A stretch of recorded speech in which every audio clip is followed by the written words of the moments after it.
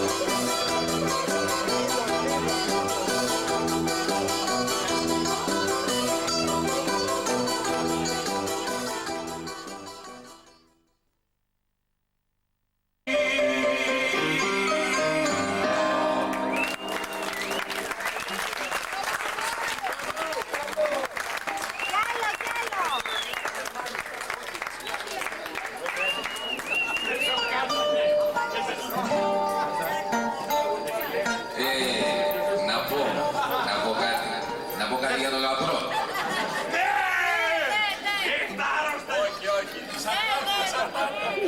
Είναι πολλά τα χρόνια, είναι 20.